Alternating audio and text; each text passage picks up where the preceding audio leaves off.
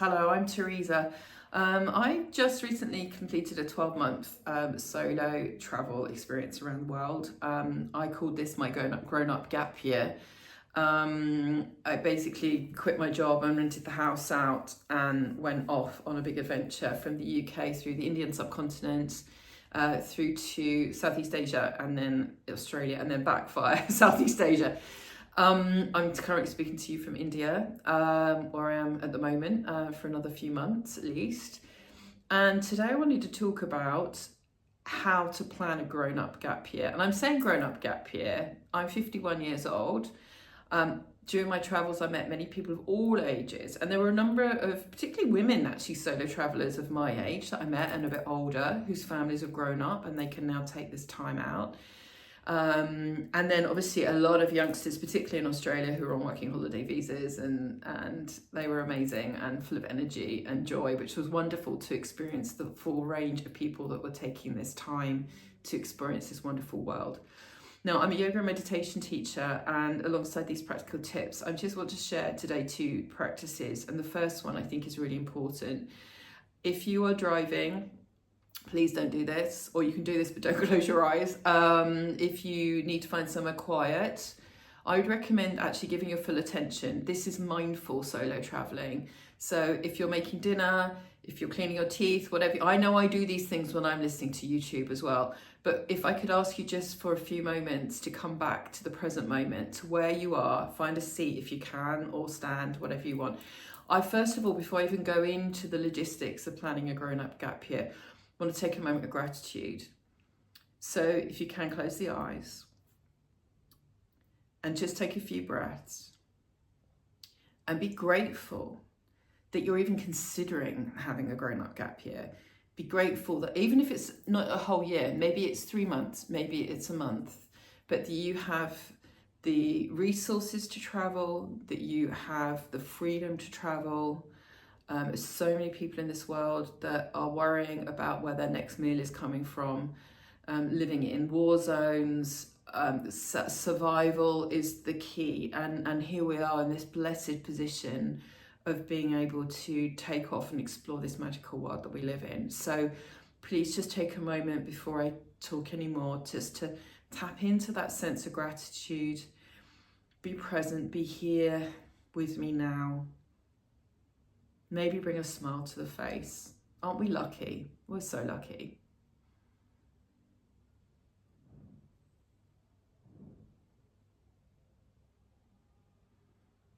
And then you might want to take a notepad and pen, or if you've got a better memory than me, you can listen along. I'm going to give you, I think it's about 11 key things. Actually, no, sorry, 10 key things that I think are key. And as some of these I'm going to dive into a bit more detail and separate YouTube videos, because it's an in-depth subject. How do you start, right? So you have this idea, you have this dream that you want to go and explore the world. How do you even get going? How do you even decide? So I would grab a big bit of paper. I'm an old-fashioned girl. I like a big bit of paper, a highlighter pen. And I think the first thing is to think about, what are your passions? So the world is great, and there's so many different things that you could explore. You could study, you could volunteer, you could hike up the mountains, you could go surfing, you could explore the culture, you could rumble around old temples like I love to, and museums. And that's not for everyone, I know. You could explore spirituality, which has very much been part of my journey. You could go on a trip where you're exploring the arts. Maybe you go to Europe and you go to the Uffizi Gallery in Florence, whatever it might be. You know, you're exploring that. Or you go to London and you go to an amazing West End, which I miss so much because I'm here in India. Or maybe your passion is animals and welfare. Maybe you volunteer, or maybe you just go and visit some amazing conservation places and experience animals firsthand. And I've been very lucky in my travel. I've done most of those things, actually. In fact, not probably all of them, apart from surfing. In that I've had the opportunity to see some amazing wildlife up front, the orangutans in Borneo, and the elephants in Laos, and various other places as well. And that's been amazing. But I've also studied. I've been in India. I've done another yoga teacher training. I've studied sound healing course. And I structured my year for me was about the spiritual journey. So although I did some amazing travel, where I experienced and went to visit lots of different places, volcanoes, all sorts of stuff, I kept coming back. So I had gaps where I would come back and I would perhaps base myself at a yoga center. I would base myself near an ashram or in an ashram. I volunteered in an ashram in Australia for a month as well. So these are all the things to think about. Well, where are your passions? I think your journey shouldn't look like my journey, or probably won't look like my journey. Your journey has to be your journey. So make it your journey. What do you want to see? Don't worry about what you think you should see. If wandering around old bits of ruins is not for you, then don't feel just because when you get to, I'm going to say Rome again, right? You get to Rome and you have to go to the Colosseum. No, you don't. That's the great thing about solo travel. You don't have to do anything you don't want to do. So there's been a few places I've got to, and they're like, well, these are the top 5 places you must see. And I thought, actually, I'm not that interested in that. I don't think I'll do that. Kuala Lumpur, for example. Many people head up the tower. I'm not really a big city person, to be honest, anyway, and that didn't really float my boat, and it was expensive and just didn't fancy it. So I was actually with a group at this point, and most of them went off and did that, and I went off to the Islamic Museum of Arts, which was incredible, and because that was something that I was interested in. So follow your passion, number 1. Number 2, think about whether you want to be 100% solo. A year, for me, a year is a long time on your own, and I love my own company. I'm very comfortable in my own company, but I also love my friends and family, and I was very blessed that when I started talking about this, which was a long time before I actually left, a number of friends expressed an interest in joining me for pockets. A few weeks here, a few weeks there. I had a friend that came out for Christmas, which was wonderful, Christmas and New Year. I had some friends that came to Thailand and joined me on the beach. A friend that came to India with me and was studying yoga with me. I had a number of friends, and the reason really why I went to Australia was not a draw to go to Australia, but because I'd met people from Australia in my travels who I'd really connected with, and I wanted to spend more time with them. And it's a heck of a long way from the UK, and you can't just go for 5 minutes from the UK. To go for a week is really A, expensive, and B, crazy because of the travel distance. So I spent a good chunk of time in Australia hanging out with people that I thought were cool, interesting people, and what a great experience that was too.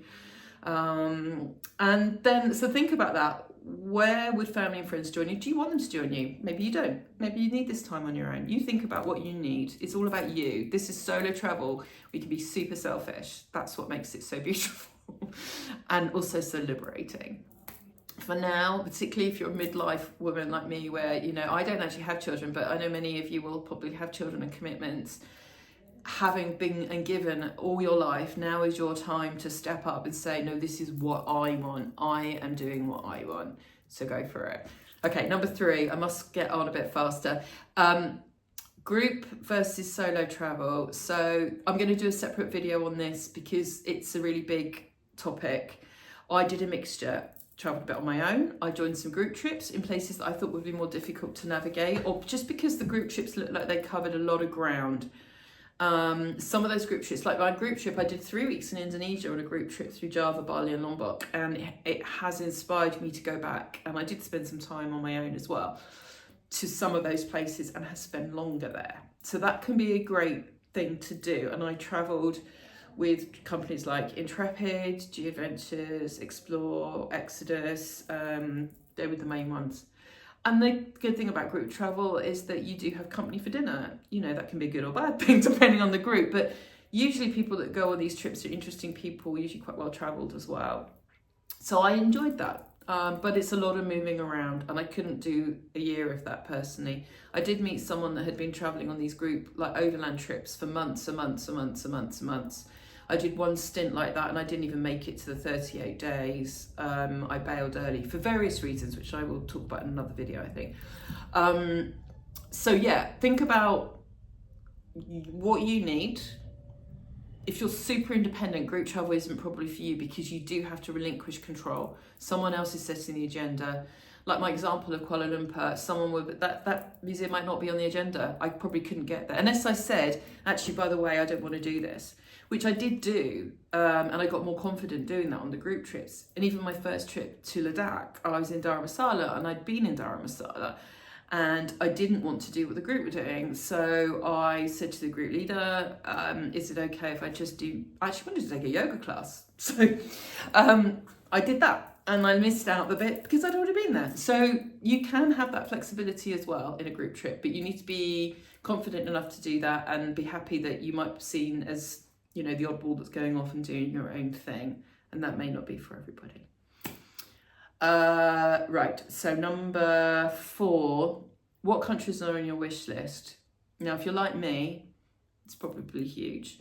I would have loved to have carried around, I'd love to go to Japan. I would have loved to have carried around through South America and done like a whole loop around. I actually went Australia and back from Australia through Southeast Asia. Predominantly, that was to do with budget. Most of my time I spent in countries where my pound sterling went far. And apart from Australia, but then as I said, I spent a month volunteering in an ashram, which was really reasonable, and I spent quite a lot of time with friends as well. So I think you need to think about your budget. I'll do a whole separate video on budget. That will influence, you know, but if you've got a burning desire, I had a burning desire to go to Bhutan, which is a very expensive destination for this region. And I joined an overland trip to get there, and it wasn't ideal, the trip, but it got me to Bhutan. So there is a way to do things, and, you know, have a look at that and consider maybe volunteering or some other means of getting to a country that might seem outside of your means, as it were. The other thing really about what countries on the wish list is don't discount like visas. So I had a spreadsheet of like how long I could stay in each country, because I left in July 2023. Things were still not exactly back to post-COVID times. So restrictions on visas, and they are opening up more now. Still couldn't stay too long, had to get visa extensions. So I planned my route and my time around how long I could stay in each country, as well as what I wanted to see in each country. So don't discount that. Don't get so excited and think, oh, that's amazing. I did this. I thought the Shivananda Ashram in Barbados. I've never been to the Caribbean. Maybe I'll do that. 3-month program. You get to go. You can do some teacher training. But I can't get a visa for that length of time. I don't think I can. So anyhow, so I didn't go, you know, so look at that. Look at the logistics of the practicalities of it. Next up on the list is the weather and the time of year. So I went through Ladakh, which involved in India, which is an incredible destination for anybody interested in Buddhism, Tibetan Buddhism, and high mountain passes and the lunar landscape. They call it Little Tibet. I went and stayed in Dharamsala before that, and I landed in July 2023 in the monsoon. It was not ideal, but I needed to be there for that time to join the trip to Ladakh, because the highway from Manali to Leh, which is the most incredible road trip I've ever done, is only open for a few months of the year. So you may have to play around with that. But I swapped things around. Originally, I can't remember which way around I was going to do it, but I was going to go somewhere, and it made sense geographically to go there first. I think it was Indonesia. I think originally I thought I'd do all Southeast Asia and then go to Australia and then fly back from, I thought I'd finish at Sydney Opera House. That felt very romantic to me. But that was a crazy, well, not crazy idea, but it would have meant I'd have got really hot weather in Australia, which was probably not going to be great for me. And then I was going to hit the rainy season in Indonesia and Malaysia. So in the end, I did it the other way around. I went through some of Southeast Asia to Australia and then came back via Indonesia and Malaysia and Borneo, which meant actually the flight back was not so bad. So think about the weather.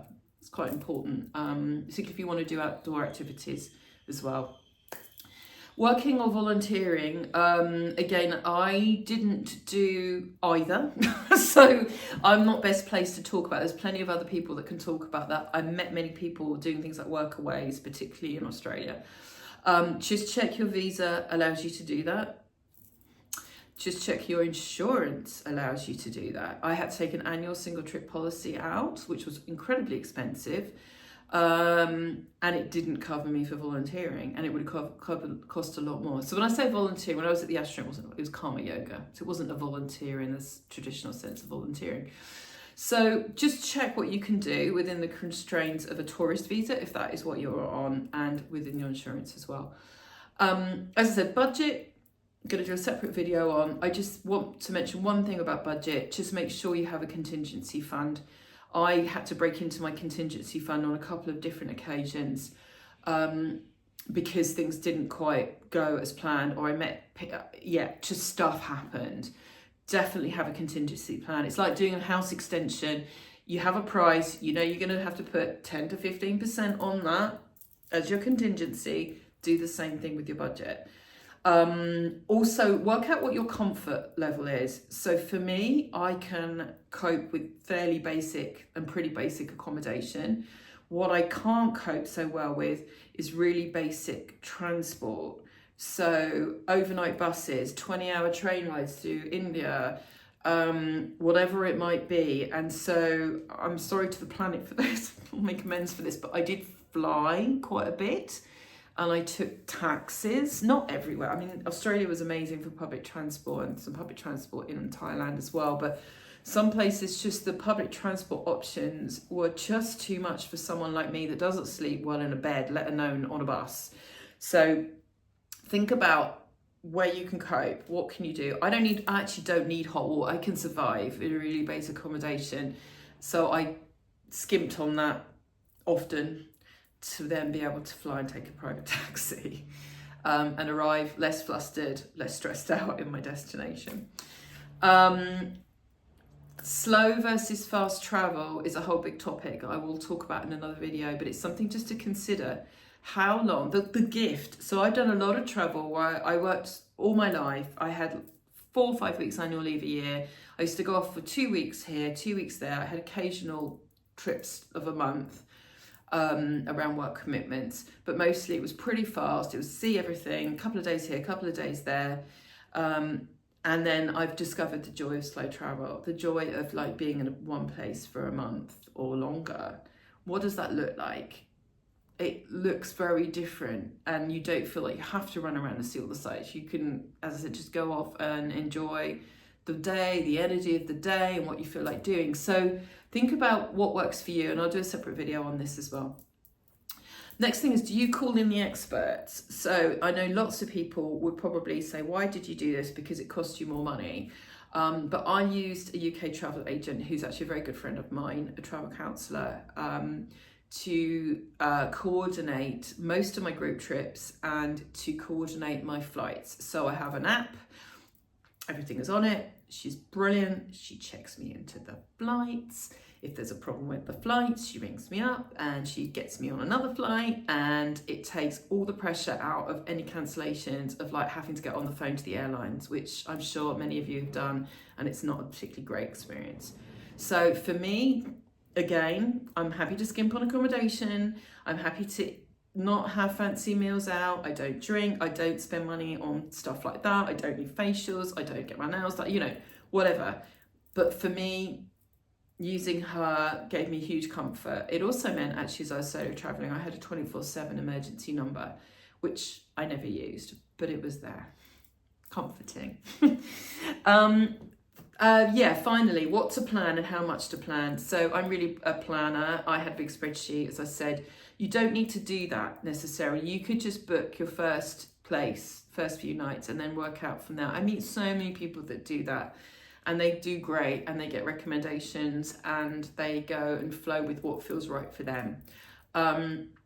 It's really good to do cancelable accommodation if you do pre-book, so that you have options. I did that nearly everywhere, and that was very helpful because I did change my plans. I was going to go to Koh Tao. I was on Koh Phangan, and I was going back to Koh Samui, and I was just done. I was knackered. It was hot. I didn't want to go on another ferry. I was like, got luggage. I was just like, do you know, why don't I just stay here next door to this yoga centre for a week and go to Koh Samui a day early?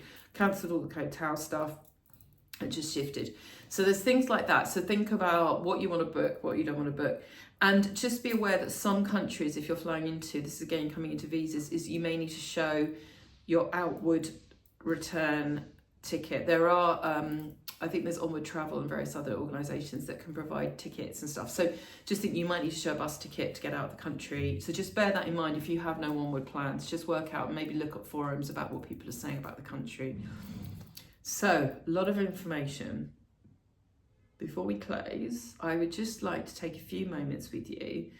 Again, if you can, to encourage you to close the eyes, 2 minutes of your time. It may seem like a lot of time. I've been talking a long time.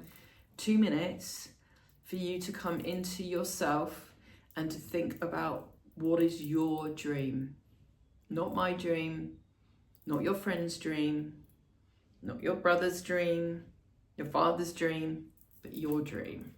So close the eyes, feel grounded, have the feet on the floor. If you're sitting in a chair, try and sit upright if you can. Just connect with the breath. So feel the breath coming in and out through the nostrils.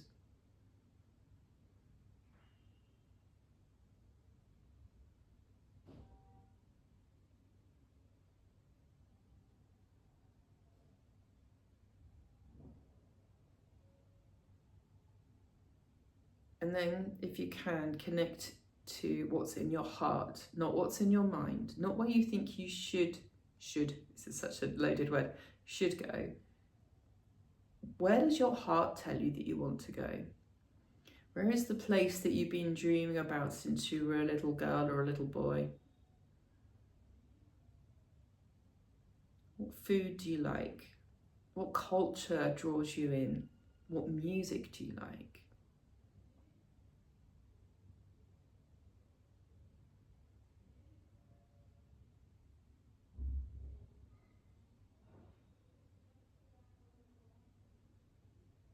Last few breaths here.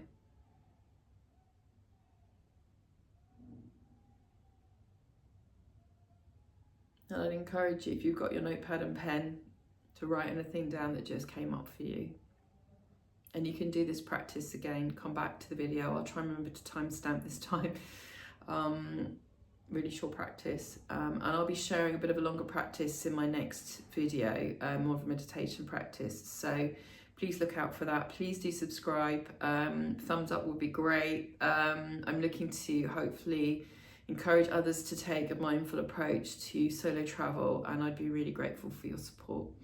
And in the meantime, wishing you all a wonderful day. Please comment as well below if you'd like to. And yeah, see you all in the next video. Take care, everyone. You know what to do if you like this video. Please like, share, and subscribe.